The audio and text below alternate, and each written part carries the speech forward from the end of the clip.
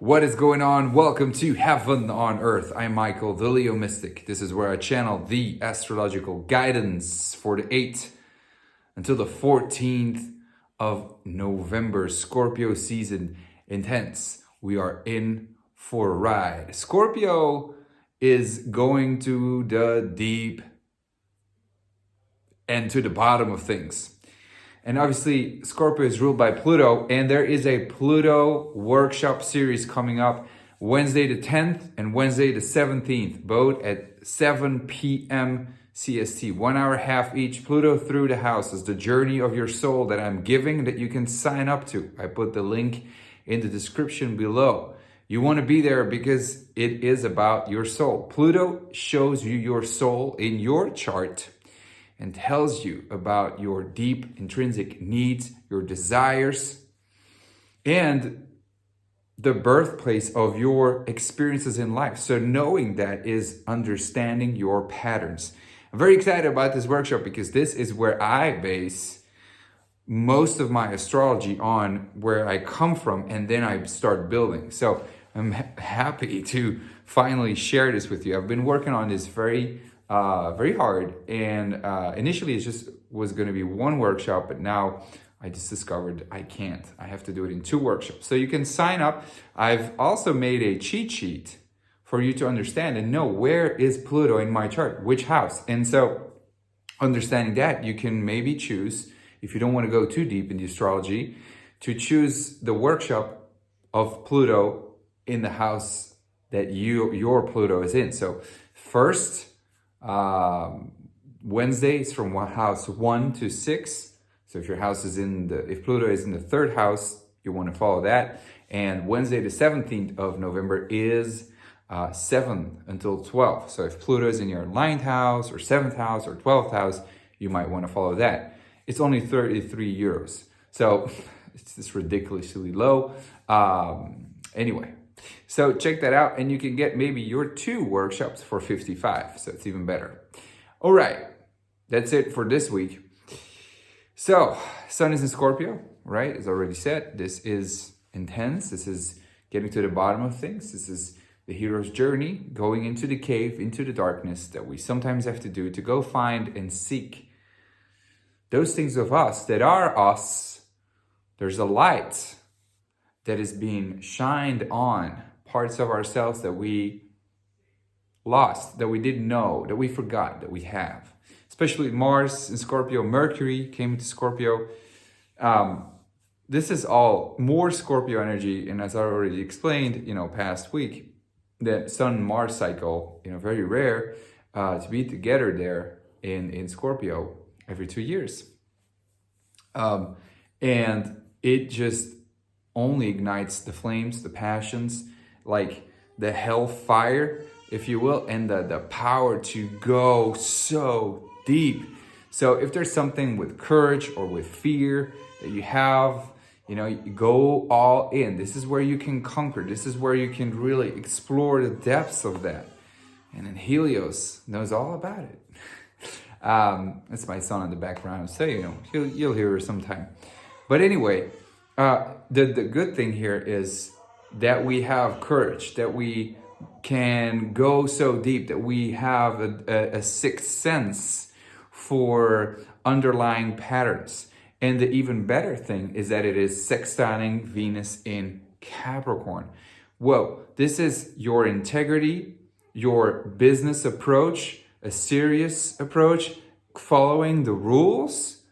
We can really go places. We can create sacred bonds with people that are so firm, so strong, that you feel like, whoa, I have an ally here, right? It's like so powerful. It's power. And that is also why it kind of scares me a little bit, because any, person with authority, and does not have the right intentions, well, they're gonna go the extra mile. And you know what? It's sesquiquadrate Neptune in Pisces.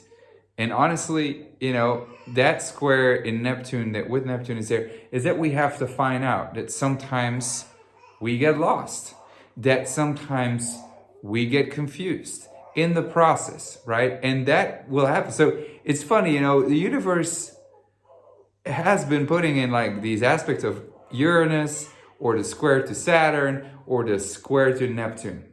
And that is just the pattern of this pandemic. Like, serious. You know, where we are confused. There's something where we have to learn that we cannot be in control. Mercury in Scorpio, Mars in Scorpio, Sun in Scorpio. That's all like, I can't let go. I attach to, especially the sextile to Venus in Capricorn.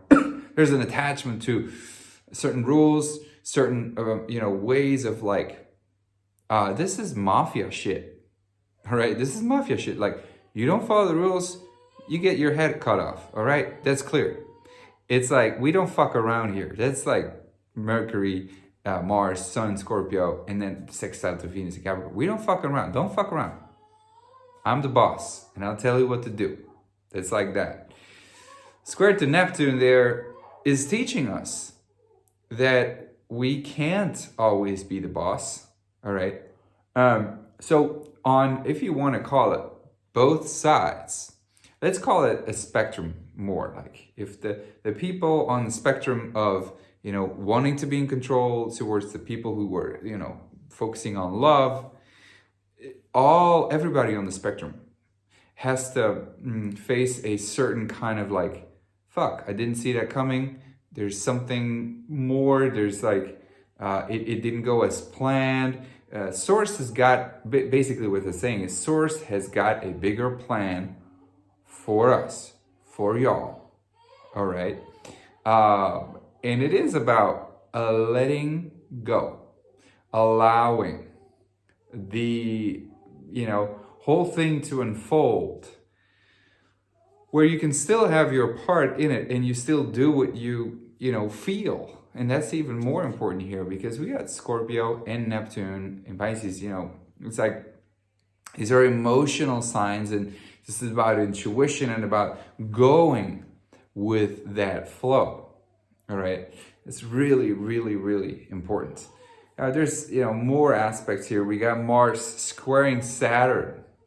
Mars is starting to square Saturn. And that also says, that tells me that we, you know, no matter how deep we go, there's always something stopping us. There's like a rule. There's like we're hitting a wall. Our actions are hitting a wall. It's not only squaring Neptune where we kind of get confused. It is also squaring Saturn where we hit a wall. And it is intense. It is gnarly. It is nasty. It is Scorpio and Aquarius there. And there is a tension between the unconscious and that which is out in the, like, the mind. And there's a mind game going on. There's a game of the unconscious going on. And it is manipulative. It is nasty. But by the end of the week, something very, very interesting happens, right? The moon is traveling through Capricorn, Aquarius, and Pisces. I have to say something about that too. But by the end of the week, we got Moon joining Neptune, trining the Sun in Scorpio, with Mercury opposite Uranus. All right, hold on. That's fucking insane. Because now we got an experience, a present experience that the moon, our emotions, our processing, are fully in tune. Or they can be completely blacked out. Okay, let's keep it real. Like there's a spectrum here too. But those people who really take time, stand still, go with the flow, meditate, really relax, breathe in, and are allowing themselves to experience more than there is, that are so open. If the crown chakra is open, the crown chakra is going to be open if you pay attention, right? The heart is processing, the mind is processing. And Mercury is opposite freaking Uranus. This is true. This is a certain kind of like shock, like a aha moment, an awakening, a seeing of a truth. Because Mercury is in Scorpio and is like allowing to process, to go deep, to research, And then at the same time, if you can allow to let go, and it's just like, sure, there's an awakening. And in and of itself, Mercury in Scorpio is looking for the truth. So that is I feel is a counterpart, where at the same time, it is always 5D, 3D. The 5D is where you awaken, especially with Uranus. That's 5D, that's awakening. Opposite Uranus, we kind of gonna have to, it will definitely be a very shocking thing that will be revealed. Yet more. It's like, can we get even more shocking news? What the fuck? But I think with the moon there in Neptune, or with the moon with Neptune, a lot of things can happen. One, you can understand that is what's needed to happen, and you can find some kind of solace or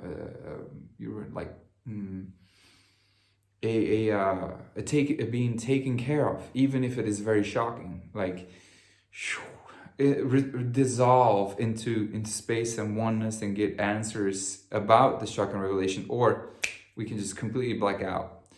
And I feel that the people in consensus state, they just keep not seeing it. They just keep, like, it's fully there, all right? It's going to be fully there. It's like, holy shit, like, can this be even worse? Like, no, it just keeps getting worse, and it just keeps being more in your face. And just because of that, there's always this Neptunian, like, shit, people black out, people just space out and just go more into alcohol or just go more into whatever. Like, I don't want to see this. I just keep getting the mirror. An interesting fact, with the moon traveling through Capricorn, Aquarius, and Neptune, is that there are all the outer planets almost, except for Uranus, right? The moon meets first in Capricorn with Pluto, which, pretty fucking intense. There's a heaviness, a certain kind of death, a certain kind of transformation, but also a certain, like, huge, like, empire stabling kind of imposant or very epic experience that we have to feel and experience. Then the moon hits Saturn, which we, like, again, we're going through, like, heaviness, and, like, if it's not for our greatest good, then, like, we have to experience heaviness. And then the moon hits Jupiter, and I do want to talk about that too first, or I do want to talk about that as well, but then it hits Neptune. So we're all into the world of the unconscious and the subconscious, and it is very heavy energy. It is very, very heavy energy. It is outworldly, if you will. It is gigantic. It is beyond. It is like, whenever we're in this stage, like this week, it's huge energy. These are huge energies that we have to deal with, and it is heavy. All right. Now this, and this is the last thing that I want to say here. Moon in Aquarius, this is by Friday, and this is also when the sun starts trining Neptune. So this is very intuitive, very, like, psychic, absolutely beautiful for meditation and dreaming, and and you could ask yourself, is this the time to dream? But I feel yes, like, at the same time, we have to stay grounded, and trust me, with Venus in Capricorn, there's a certain kind of groundedness that there is, and following the rules and like put it to practice. We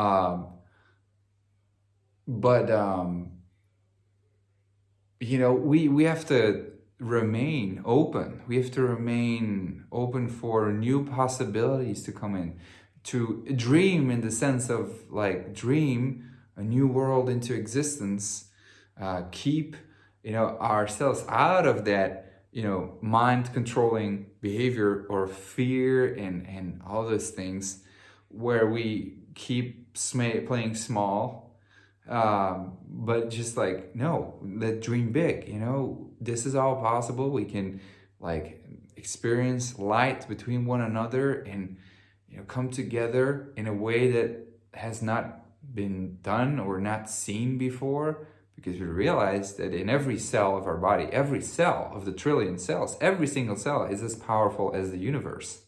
Every single cell in and of itself is as powerful as the universe. You know, so fuck that. Like, fuck that story shit that's going on out there. You know?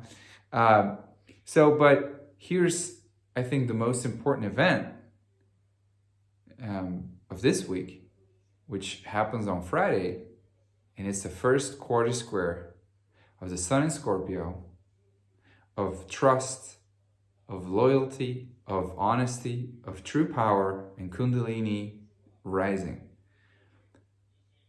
Squaring the moon conjunct Jupiter in Aquarius.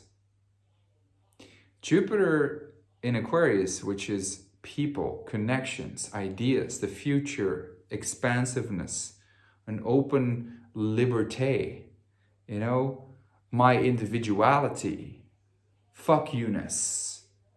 And the moon is going to experience that. The moon, our present experiences, vastness, openness to connect.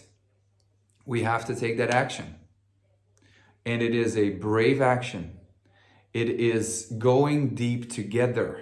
Now, I always believe that the universe, in astrology, there's always a part where it happens. It just happens. So we're gonna go deep into that experience all together. There's an experience that we're gonna go into, and it is fucking nasty.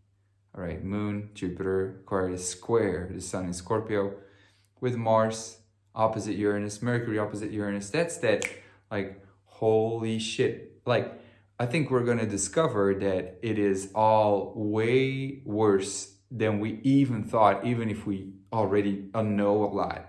Like, holy shit. And it's gonna scare the shit out of us. But the crisis in action,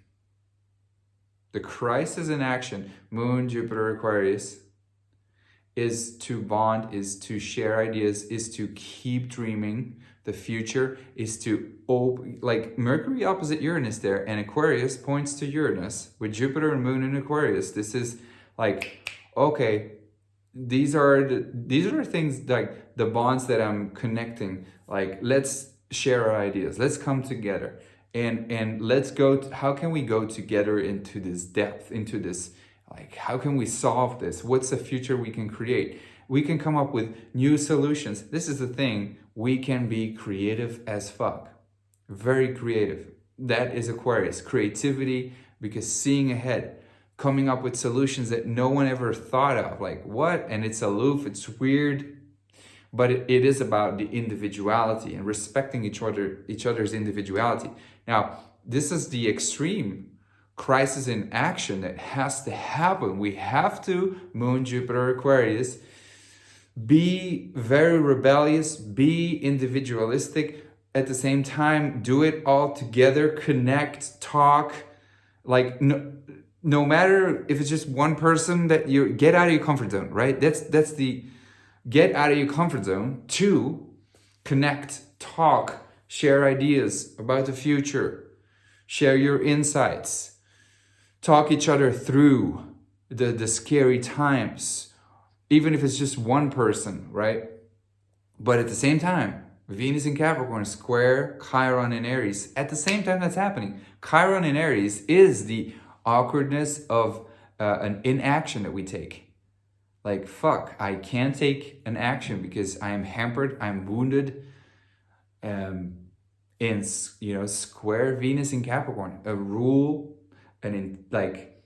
because I attach too much to an old way of doing things, because I value an old way of doing things.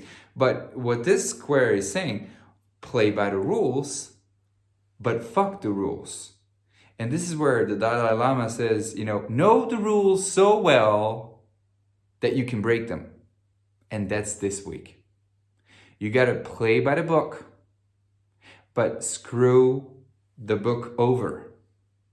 You know, because rules, you know, they're just man-made, and we're gonna, you know, just wake up to all the shit that's been going on, more and more people, but we can, when we come together, right, and we share our vision, there's insights that are happening all around the world, connections that are being laid at the same time.